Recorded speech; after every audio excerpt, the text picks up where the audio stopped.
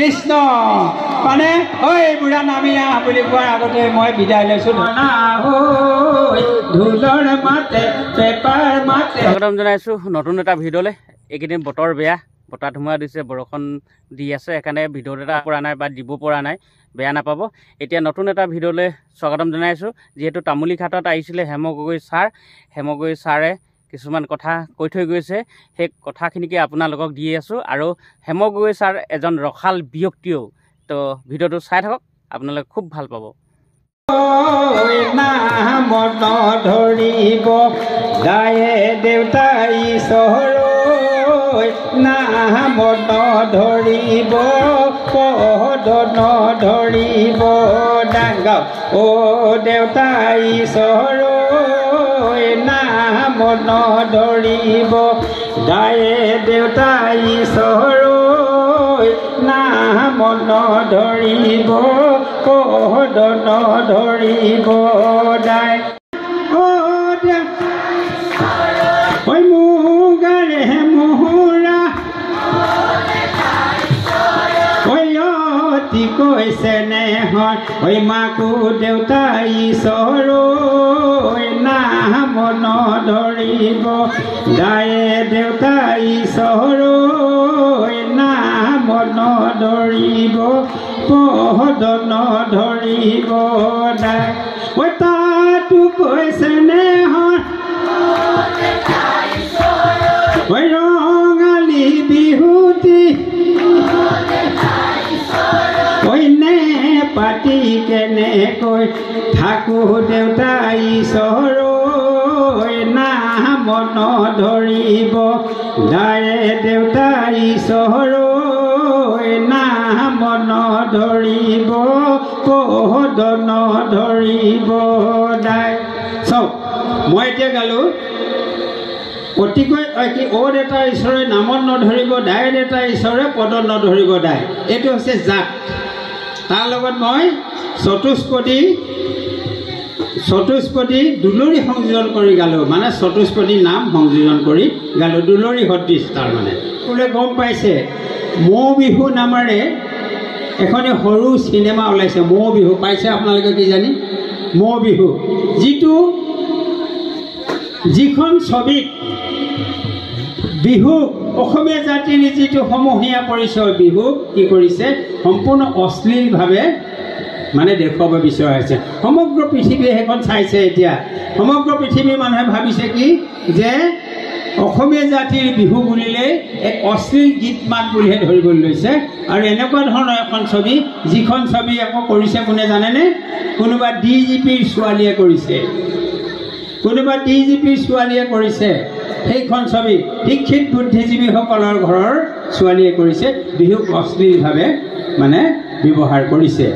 আমি কওঁ বিহুত অশ্লীলতা আগতেও আছিল, এতিয়াও থকাত আপত্তি নাই, কিন্তু আগৰ যি অশ্লীলতা, সেই অশ্লীলতাটো আগৰ অনাখৰী বিহুৱা গীতিকাৰ যিসকলে অ আ ক খ চিনি নাপাইছিলে সেইসকলে ৰচনা কৰিছিলে, থলিতে ৰচনা কৰিছিলে, বিহু গাই থাকোঁতে ৰচনা কৰিছিলে। তাত কিন্তু ভালকৈ যদি চিন্তা চৰ্চা নকৰে মানুহে অশ্লীল বুলি ধৰিব নোৱাৰিছিলে, বেয়া নাম বুলি ধৰিবই নোৱাৰিছিলে। খুব গভীৰভাৱে চিন্তা কৰিলেহে এই খাই যে বেয়া নাম ধৰিব পাৰিছিলে। আজিকালিৰ দৰে বোলে কিবা চুইচাং লাগিছে বুলি যে গায়, কিবা কিবি যে গায় ইত্যাদি, বহুত বেয়াকৈ যে গায়, এনেকুৱাকৈ ব্যৱহাৰ কৰা নাছিলে। এতিয়াতো যিসকলে বিহুনামভৰীয়া আধুনিক গীত ৰচনা কৰিছে তেওঁলোকেতো ইউনিভাৰ্চিটিত পঢ়িছে, BA পাছ কৰিছে, তেওঁলোকেতো আৰু আৰবে ৰাখি ঢাকোনযুক্তভাৱে ৰচনা কৰিব পাৰিব লাগিছিলে, কিন্তু সেইটো কৰা নাই। বৰ্তমান নৱপ্ৰজন্মক অশ্লীলতাৰ পৰা অশ্লীলতালৈ ঠেলি দিছে। বিভিন্ন ধৰণৰ যুৱ শৃংখলতাই মানে স্থান পাবলৈ ধৰিছে। আগতে কেনেকুৱা ধৰণৰ অশ্লীল বিহুনাম আছিলে মই গাই শুনাইছোঁ, শুনক। আগতে অশ্লীল বিহুনাম বুঢ়া বুঢ়ীসকলে, অনাখৰী বিহুৱা গীতিকাৰসকলে ৰচনা কৰিছিলে।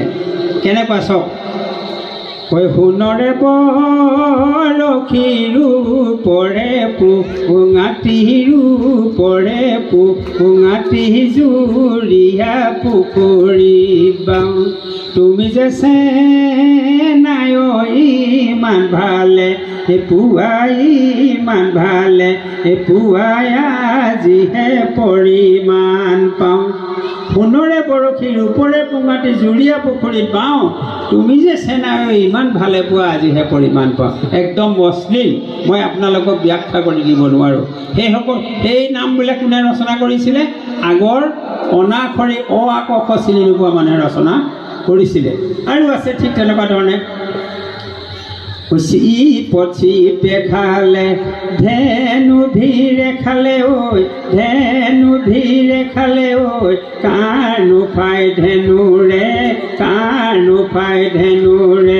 জোৰ বিজুলি চমকত ওলা দেখা দিলা ঐ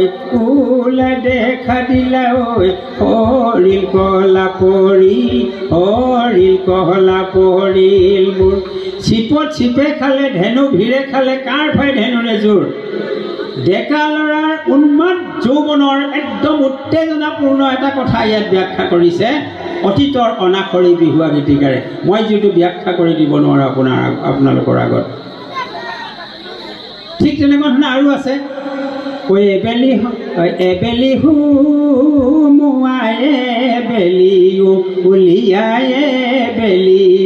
উলিয়াই সাপৰ দীঘলীয়া জিভা চাৰি চকু হ'লে উচৰি দেহত লাগে কিবা মই ব্যাখ্যা কৰিব নোৱাৰোঁ এইবিলাক আজিকালি শিক্ষিত বুদ্ধিজীৱী শিক্ষিত লোকসকলে বিহুনাম ৰচনা কৰিছে আৰু ঢাকুনযুক্তভাৱে আৰু আৰবেৰভাৱে ৰচনা কৰিব পাৰিব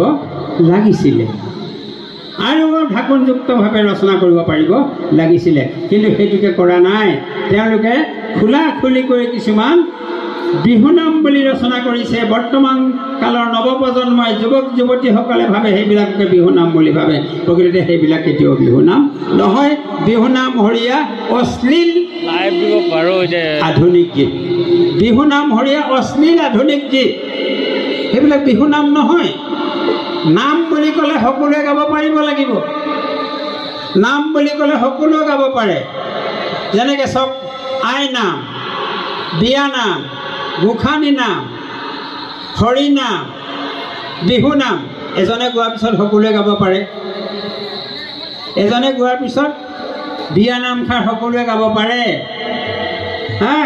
নাম যিহেতু চব এই নোৱাই তুলনি বিয়াত আপোনালোকে নোৱাই তুলনি বিয়া খায় সাধাৰণতে এটা সময় আছিলে নোৱাই তুলনি বিয়াক এই সামাজিক মাধ্যমতে লিখিছিলে বহুতে নোৱাই তুলনি বিয়াক বোলে বেন কৰিব লাগে উঠাই দিব লাগে বুলি লিখিছিলে কেইজনমান মানে লোকে মই তেতিয়া প্ৰতিবাদ জনালোঁ নোৱাই তুলনি বিয়াৰ লগত আমাৰ জনজাতীয় সমাজৰ জনজাতীয় মূলৰ কিছুমান ঐতিহ্য পৰম্পৰা সুৰক্ষিত হৈ আছে তোমালোকে সেই কথা নক'বা তাৰপিছত বন্ধ হৈছে নোৱাই তুলনি বিয়াত এজনী নতুনকৈ গাভৰু হোৱা ছোৱালীক প্ৰথম পুষ্পিতা হোৱা ছোৱালীজনীক পৰামৰ্শ দিয়ে আয়তীসকলে কি বুলি পৰামৰ্শ দিয়ে শুনকচোন বাৰু এই হেৰি নামত এই বিয়া নামত উঠা দুৰ্পতি যতৰৰ হলা আজিৰ পৰা ভণ্টি গাভৰু হলা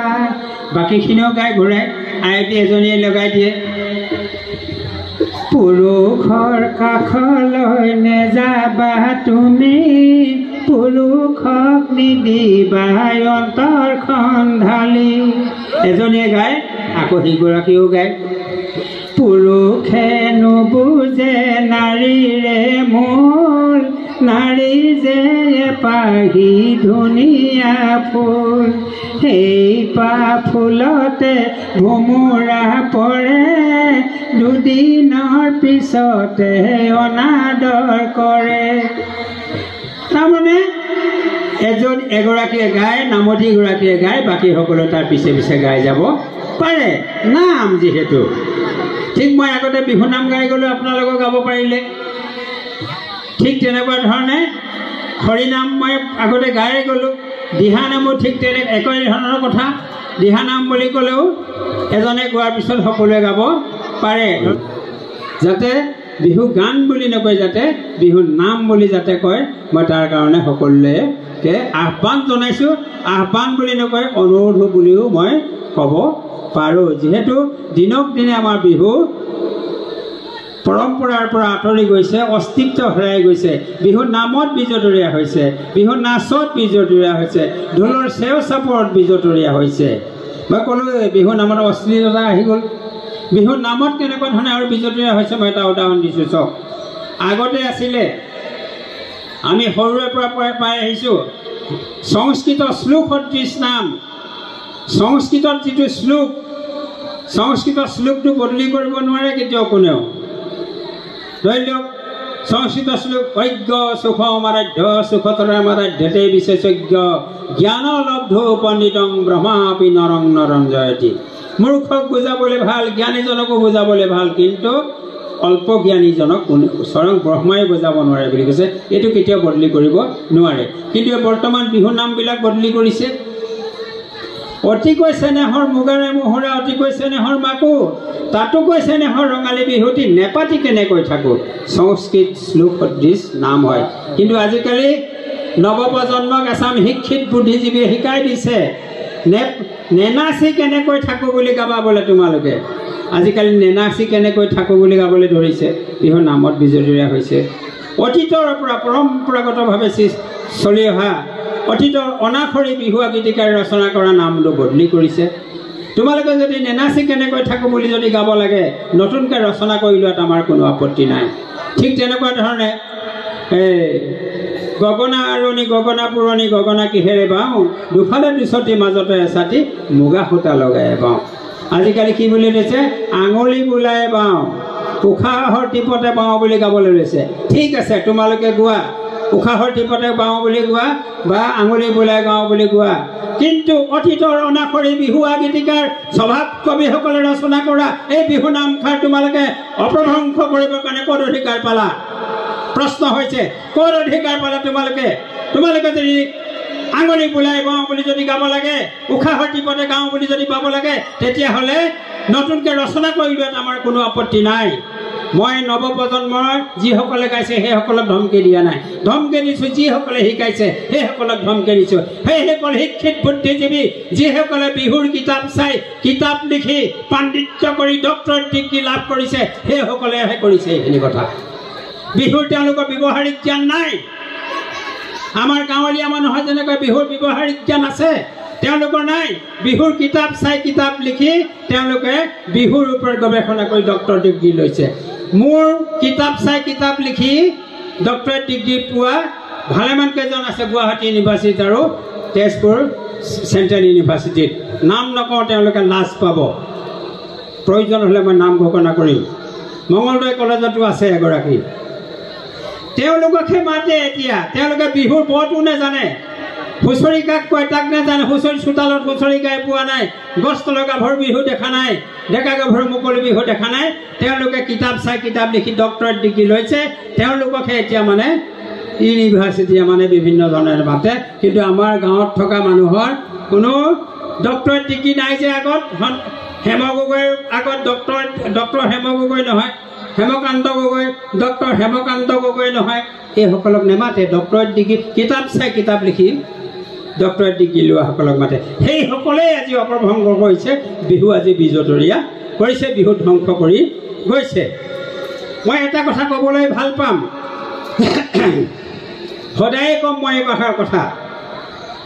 বিহু যদি সঁচা ৰূপত যদি জীয়াই আছে, গছ তলৰ গাভৰু বিহু বা জেং বিহু, সেই যদি জীয়াই আছে, মৰাণ মটক সমাজত জীয়াই আছে। গছ তলৰ গাভৰু বিহু বা জেং বিহু যদি জীয়াই আছে, মৰাণ মটক সমাজত মায়া মৰা সত্ৰৰ শিষ্যসকলৰ মাজত জীয়াই আছে। কিয় জীয়াই আছে জানেনে? ইয়াত মৰাণ মটক সম্প্ৰদায়ৰ মানুহ আছে কিজানি, নিশ্চয় জানে। এটা সময় আছিলে, যি সময়লৈকে মায়া মৰা সত্ৰৰ শিষ্যসকলৰ মাজত আছিল এটা কথা যে ছোৱালীজনী যদি প্ৰথম পুষ্পিতা যদি হয়, প্ৰথম পুষ্পিতা হোৱাৰ পিছৰ পৰা তেওঁ গছতলৰ বিহু গাবলৈ যাবই লাগিব, গছতলৰ বিহু গাবলৈ যাব লাগিব। কিন্তু বিয়া হোৱাৰ পিছত কঁকালত হাত ধৰি নাচিব নোৱাৰে। আজিকালি অৱশ্যে কিছু ক্ষেত্ৰত শিথিল হৈছে। গতিকে গছতলৰ গাভৰু তেওঁলোকৰ মাজত জীয়াই থাকিবই। তেওঁলোকে কি কৰে, জেং বিহু বা বিহু মৰাণমতক সম্প্ৰদায়ৰ মানুহে কি কৰে, গোঁসাই ঘৰৰ পৰা, গোঁসাই সত্ৰৰ পৰা উলিয়াই সামৰণি অনুষ্ঠানো তাতে কৰেগৈ। মায়ামাৰ যিজন অষ্টভুজদেৱ আছিলে, গুৰু অষ্টভুজদেৱে তেতিয়াই তাহানিতেই মানে কি কৰিছে, ধৰ্মীয় মানুহে বান্ধি থৈছে লোক সংস্কৃতি বিহু। ঠিক তেনেকৈ তেওঁলোকে ধৰ্ম হুঁচৰি কৰে। 5 বছৰ 7 বছৰ বা 11 বছৰৰ পিছত তেওঁলোকৰ মাজত হুঁচৰি জীয়াই আছে। ঠিক তেনেকৈ জীয়াই আছে হুঁচৰি যদি জীয়াই আছে শুদ্ধ ৰূপত, হুঁচৰি যদি শুদ্ধ ৰূপত জীয়াই আছে ঠেঙাল কছাৰীসকলৰ মাজত আৰু সোণোৱাল কছাৰীসকলৰ মাজত। মই সোণোৱাল কছাৰী সমাজৰ লগত বাস কৰোঁ, মই ঢলা অঞ্চলত বাস কৰোঁ। প্ৰতি বছৰে হুঁচৰি গাবই লাগিব আৰু হুঁচৰি পৰম্পৰা ৰক্ষা কৰিবই লাগিব। যদি কাৰোবাৰ ঘৰত যদি হুঁচৰি নেমাৰে তেতিয়াহ'লে কি হ'ব, তেওঁ ঘৰত খুটি মাৰি থোৱা আছে বা এৰি থোৱা হৈছে। যেতিয়া ঘৰৰ পদূলিয়েদি আগবাঢ়ি যাব, কাৰোবাৰ ঘৰত যদি হুঁচৰি নকৰে মনত বৰ দুখ পায় আৰু শেষত গৈ তেওঁ আমাৰ কি কৰিব লগা হয়, ৰাইজৰ শৰণাপন্ন হুঁচৰি গোৱাবলৈ বাধ্য হয়। গতিকে হুঁচৰি জীয়াই আছে। তেওঁলোকৰ হুঁচৰি নাম হুৰে হুৰে বাহে জেলেপ কাপোৰে, ঐ হুৰে হুৰে নামকে কোনে হৰ যায়, হুৰে হুৰে বাহে জেলেপ কাপোৰে, ঐ মহাদেৱ পাৰ্বতী হৰ যায়, হুৰে হুৰে বাহে জেলেপ কাপোৰে। এই পুহাৰী নাম, থিয় নাম, বৰগীত গাবই লাগিব, গাবই লাগিব। বিহু হৈছে অসমীয়া জাতিৰ লোককৃষ্টি বা লোক সংস্কৃতি। গতিকে লোককৃষ্টি কেতিয়াও পৰিৱৰ্তন নহয়, লোককৃষ্টি পৰম্পৰাগত। লোককৃষ্টি সদায় মানে লীলা গগৈয়ে কৈ গৈছে সংস্কৃতি বুৱতী নহয়, মানে লোককৃষ্টিৰ কথা কৈছে যে লোককৃষ্টি আজি আগতেও আছিল, আজিও আছে, ভৱিষ্যতলৈকো থাকিব। গতিকে সেয়েহে কৈ গৈছে। গতিকে যেতিয়াই অসমীয়া জাতিৰ লোক সংস্কৃতি বিহু নাইকিয়া হ'ব, অসমীয়া জাতিৰ সমূহীয়া পৰিচয় আৰু অসমীয়া বুলি চিনাকি দিবলৈ একো নাথাকিব। আমাৰ লাহে লাহে আমি ধ্বংস হ'বলৈ গৈ আছোঁ। গোটেই ৰাতি ক'লে শেষ নহয়, গোটেই ৰাতি কৈ থাকিব পাৰি। কিন্তু এতিয়া কথা হৈছে কি, এতিয়া নৱপ্ৰজন্মৰ যুৱক যুৱতীসকলে গায়ক গায়িকাৰ গান শুনিবলৈহে আহিছে। মই যদি কথাকে কৈ থাকোঁ শেষত কি বুলি ক'ব, ঐ বুঢ়া নামিয়া, ঐ বুঢ়া নামিয়া বুলি ক'লে হৈ গ'ল আৰু মোৰ ফালে। মইতো ধ্বংস হৈ যাম যেতিয়া বুঢ়া নামি আহ বুলি ক'লে।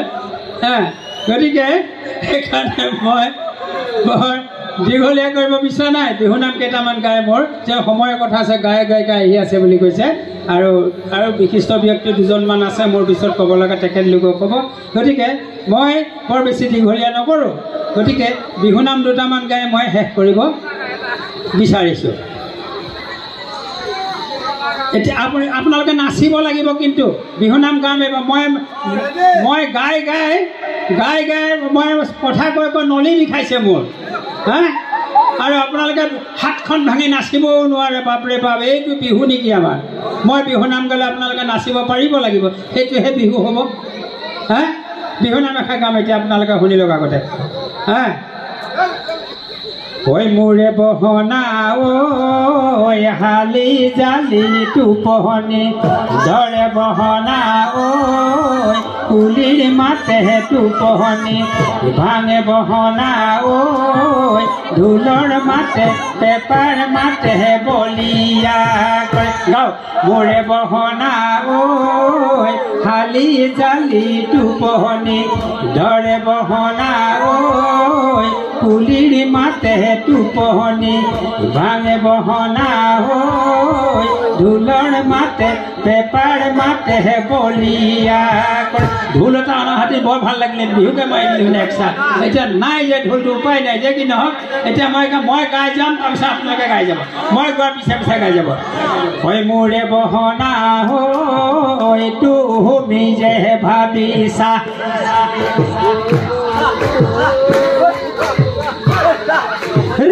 মোৰে বহনা ঐ মইনো বৰ ধুনীয়া ধুনীয়া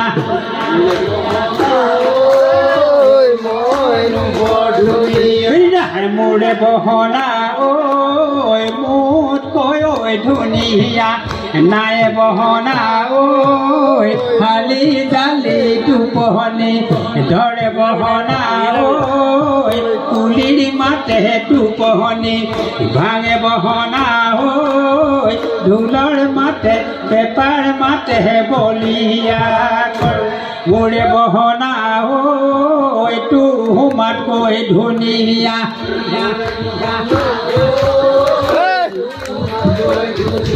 ঐ মোৰে বহনা ঐ নিচিমি ঐ ছোৱালী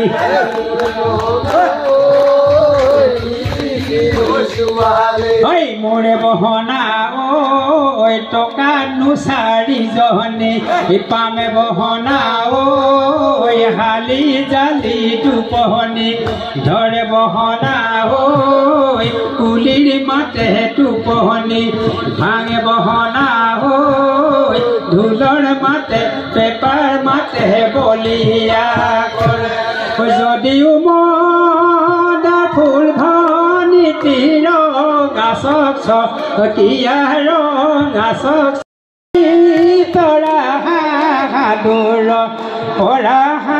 হাদুৰ পৰা উলিয়াই দুপাৰি দাঁতে কিয় নাই বহুদিন দেখা নাই বহুদিন দেখা নাই তোমাৰ বিচিকিয়া ঐ ধনলয়ে বুলি বিহুৱান বৈছিলা ঐ কাঠিহালে মাৰিয়াল ফুল হাতেৰে পদুম ফুল বাচিলা হেনুৱা বিহুৱান দিবলৈ নেপালা সৰু মাই সৰু ফুলৈ নিজানত বহিলৈ চকুলো টুকিলা তুমি কৃষ্ণ মানে ঐ বুঢ়া নামি আহ বুলি কোৱাৰ আগতে মই বিদায় লৈছোঁ ধন্যবাদ